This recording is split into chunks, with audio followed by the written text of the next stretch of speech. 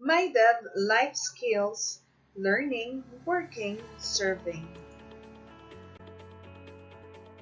Welcome all Shans to Module 2 Interpersonal Communication Session 2.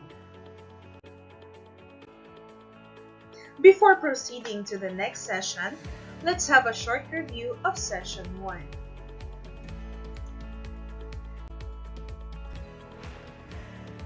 Here is an activity and you have 10 seconds to write the missing labels in the chart.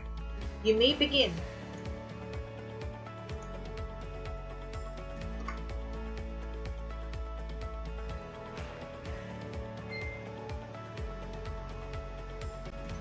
Alright, time's up.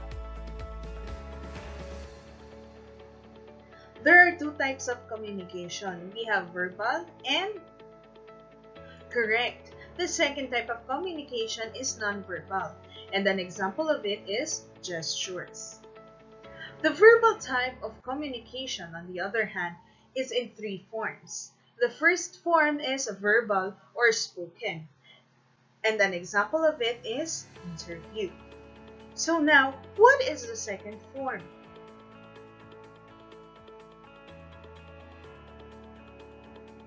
Correct.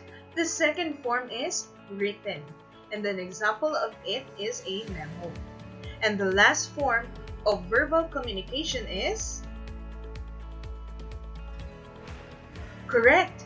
The last form is electronic, and an example of it is a voicemail. Did you get everything correct? Good for you! After knowing how to interact with another person, you will also need to learn how to become a part of a group. So here are the elements of an effective and cooperative team member that will help you in becoming a part of a team. First, you have to interact with and include others in courteous, respectful, and honest ways.